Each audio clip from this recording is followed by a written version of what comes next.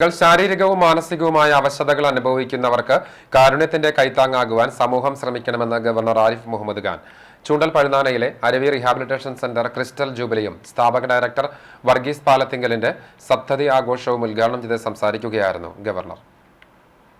പലവിധമായ വൈകല്യങ്ങളാൽ ഒറ്റപ്പെട്ടു നിൽക്കുന്നവരെ സംരക്ഷിക്കുന്ന പഴുതാന അരുവി റീഹാബിലിറ്റേഷൻ സെന്റർ സാഹോദര്യത്തിന്റെയും അനുകമ്പയുടെയും മഹത്തായ സന്ദേശമാണ് നൽകുന്നത്.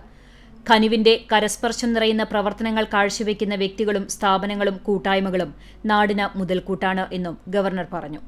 ചെറിയ ചിന്തയിലൂടെ നിരവധി പേർക്ക് ആശ്വാസമാകാൻ ഫാദർ വർഗീസ് പാലത്തിങ്കലിന് സാധിച്ചതും എയ്ഡ്സ് ബാധിതർക്ക് വേണ്ടി ദക്ഷിണ ഭാരതത്തിലെ ആദ്യ അഭയകേന്ദ്രം തുറന്നതും പ്രശംസനീയമാണെന്നും ആരിഫ് മുഹമ്മദ് ഖാൻ കൂട്ടിച്ചേർത്തു. ആദ്യമായി അരുവിയിലെ അന്തേവാസികൾക്കും സന്നദ്ധ പ്രവർത്തകർക്കും എന്റെ സ്നേഹ ആശംസകൾ. ഫാദർ വർഗീസ് പാലത്തിങ്കലിന് എന്റെ ഹാർദമായ ആശംസകൾ.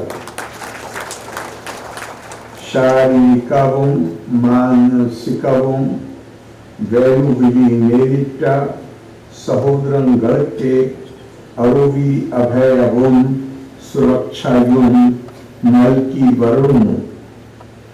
ഇതിലൂടെ ഈ സ്ഥാപനം സമൂഹത്തിന് നൽകുന്നത്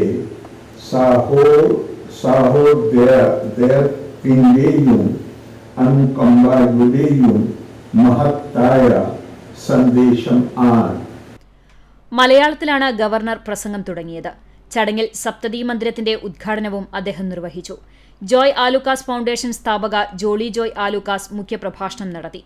അരുവി trust director father Varghese Palathinkal ആദരം ഏറ്റുവാങ്ങി മറുപടി പ്രസംഗം നടത്തി. ഭാരതക്ഷേമം trust chairman PM Thomas, Kalyan silks chairman TS Pattabhiraman തുടങ്ങിയവർ ആശംസകൾ നേർന്ന് സംസാരിച്ചു. CCTV news, Kecheri.